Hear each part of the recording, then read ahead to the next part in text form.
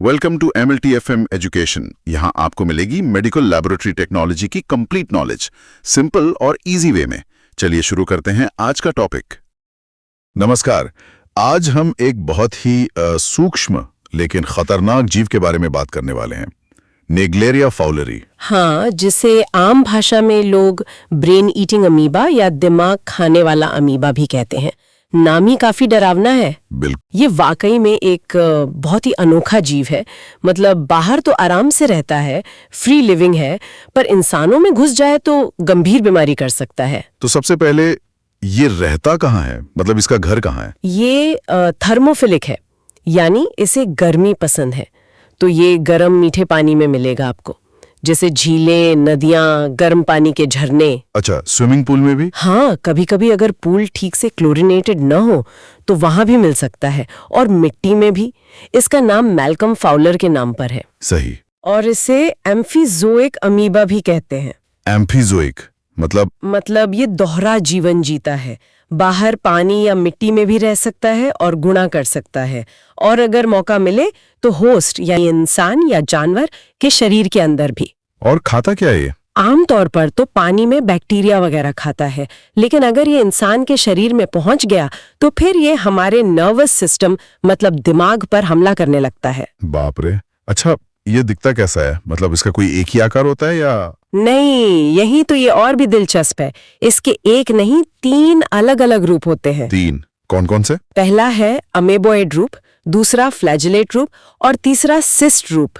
ये अपनी जरूरत और माहौल के हिसाब से रूप बदल सकता है। अच्छा, तो इनमें से वो खतरनाक वाला कौन सा है जो हमला करता है? वो है अमेबोइड रूप। ये करीब 10 से 30 माइक्रोमीटर का होता है, और यही वो रूप है जो इन्फेक्शन फैलाता है और हमारे टिश्यू मतलब ऊतकों को नष्ट करता है। और ये चलता कैसे? इनरी फिशन से, मतलब खुद को 2 में बांटकर। समझ गया। और बाकी 2 रूप, फ्लैजिलेट और सिस्ट, उनका क्या काम है? फ्लैजिलेट रूप थोड़ा अलग, नाशपाती जैसा दिखता है। इसमें 2 फ्लैजिला मतलब धागे जैसी पूंछ होती है। अच्छा। इनकी मदद से ये पानी में तैर सकता है, मतलब एक जगह से दूसरी जगह फैलने में मदद मिलती है। लेकिन इस रूप में ना ये खाता है, ना ही अपनी संख्या बढ़ाता है। और सिस्ट वाला रूप, वो तो शायद मुश्किल समय के लिए होता है। बिल्कुल सही। सिस्ट इसका सुरक्षा कवच है। जब माहौल खराब हो, जैसे पानी ठंडा हो जाए या खाना ना मिले, तो ये गोल सा करीब 7 से 15 माइक्रोमीटर का सिस्ट बना लेता है। ये एक तरह से निष्क्रिय अवस्था है। पर ये खतरनाक नहीं है? सिस्ट इन्फेक्शन नहीं फैलाता, लेकिन हाँ, ये मुश्किल हालात झेल सकता है। हालांकि क्लोरीन और नमक से ये थोड़ा प्रभावित होता है। क्या गंदा पानी पीने से? नहीं, ये अच्छी बात है कि पानी पीने से इसका इन्फेक्शन नहीं होता। खतरा तब है जब इसका अमीबॉइड रूप वाला पानी नाक में चला जाए। नाक में? कैसे? जैसे तैरते समय या डुबकी लगाते हुए जब पानी जोर से नाक में घुसता है। कभी कभी धूल से भी। अगर धूल में ये अमीबा मौजूद हो तो सांस के जरिए अंदर जा सकता है। सिर्फ नाक से? अजीब है। फिर ये दिमाग तक कैसे पहुंच जाता है? हाँ, यही सबसे खतरनाक रास्ता है। नाक के अंदर जो म्यूकोसा होती है, उसको पार करके ये सूंघने वाली नसें मतलब ऑल्फैक्टरी नर्व्स के सहारे सीधे दिमाग तक का रास्ता पकड़ लेता है। सीधे दिमाग तक? हाँ, पहले ये ऑल्फैक्टरी बल्ब में पहुंचता है, फिर दिमाग के दूसरे हिस्सों में फैल जाता है और वहां के टिश्यू को खाने लगता है, नष्ट करने लगता है। इसी जानलेवा इन्फेक्शन को कहते हैं प्राइमरी अमीबिक मेनिंगोएन्सेफेलाइटिस, शॉर्ट में पैम। AAM सुनने में ही भयानक लग रहा है। और इसके लक्षण कब पता चलता है कि कुछ गड़बड़ है? लक्षण बहुत तेजी से बढ़ते हैं। इन्फेक्शन होने के बाद करीब 2-3 दिन से लेकर 2 हफ्ते तक लग सकते हैं लक्षण दिखने में। और होते क्या हैं लक्षण? शुरुआत होती है तेज बुखार, बहुत तेज सिरदर्द, उल्टी और गर्दन में अकड़न से। जैसे जैसे इन्फेक्शन बढ़ता है, स्थिति बिगड़ती जाती है और मरीज कोमा तक में जा सकता है। और ये किसी को भी हो सकता है? दुख की बात यह है कि ये अक्सर उन बच्चों या युवाओं को होता है जो इन्फेक्शन से पहले बिल्कुल स्वस्थ होते हैं। ये तो वाकई बहुत गंभीर है।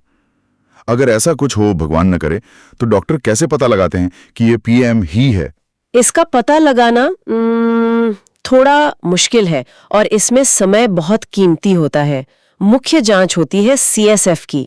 CSF मतलब सेरिब्रोस्पाइनल फ्लूइड, जो रीढ़ की हड्डी से निकालते हैं? हाँ, वो तरल पदार्थ जो दिमाग और रीढ़ की हड्डी के चारों तरफ होता है, उसका सैंपल लेकर माइक्रोस्कोप में देखते हैं।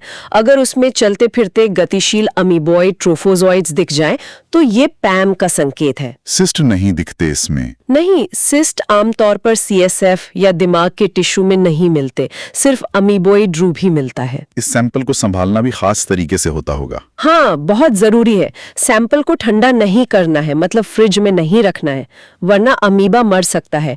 और जब सेंट्रीफ्यूज करते हैं तो कम स्पीड पर करना होता है ताकि वो नष्ट ना हो। और कोई तरीका रंग वगैरह लगाकर देखने का? हाँ, राइट या जिम्सा स्टेन से रंग कर भी सीएसएफ में अमीबा को देखा जा सकता है।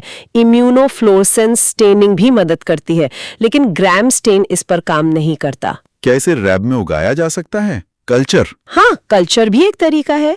सीएसएफ सैंपल को एक खास नॉन न्यूट्रिएंट अगर प्लेट पर डालते हैं, जिस पर पहले से ई कोलाई बैक्टीरिया डाले होते हैं। अच्छा, बैक्टीरिया के साथ? हाँ, क्योंकि ये अमीबा बैक्टीरिया को खाता है, तो अगर सैंपल में अमीबा होगा तो वो बैक्टीरिया को खाकर बढ़ेगा और प्लेट पर उसकी कॉलोनी दिखने लगेगी। और सबसे पक्का तरीका? सबसे संवेदनशील और पक्का तरीका तो पीसीआर है। ये सीधे अमीबा के डीएनए का पता लगा लेता है, लेकिन इसमें समय लग सकता है और कई बार दुखद रूप से निदान मौत के बाद ही हो पाता है, जब मस्तिष्क के टिश्यू की जांच होती है। हाँ, और एक और बात है जो ध्यान देने लायक है, हालांकि ये पक्का सबूत नहीं है। ज्यादातर दिमागी बुखार या मेनिंजाइटिस में सीएसएफ में ग्लूकोज कम हो जाता है, पर पीएएम में अक्सर ग्लूकोज का लेवल बढ़ा हुआ मिल सकता है। ये थोड़ा अलग है। तो अगर हम संक्षेप में कहें तो निग्लेरिया फाउलरी एक गर्मी पसंद करने वाला सूक्ष्मजीव है जो गर्म मीठे पानी में रहता है। हाँ, और अगर ये नाक के रास्ते शरीर में घुस जाए तो ये सीधे दिमाग में पहुंचकर पीएएम नाम की एक बहुत ही दुर्लभ लेकिन जानलेवा बीमारी पैदा कर सकता है। बिल्कुल। इसकी 3 रूप हैं, अमीबॉइड, फ्लैजेलेट और सिस्ट, जिसमें अमीबॉइड रूप ही संक्रमण करता है। और इसका पता लगाने के लिए सीएसएफ की जांच, कल्चर और सबसे भरोसेमंद पीसीआर टेस्ट किया जाता है। सही कहा। और ये याद रखना जरूरी है कि ये गर्म माहौल में ही पनपता है। इसी से जुड़ा एक विचार मन में आ रहा है। आजकल हम ग्लोबल वार्मिंग और बढ़ते तापमान की इतनी बात करते हैं। हाँ, तो क्या ऐसा हो सकता है कि जैसे जैसे दुनिया गर्म हो रही है, इस अमीबा ये रहने लायक इलाके भी बढ़ रहे हों? और क्या भविष्य में इससे होने वाले संक्रमण का खतरा बढ़ सकता है? ये सोचने वाली बात है। बिल्कुल। ये एक गंभीर सवाल है जिस पर ध्यान देने की जरूरत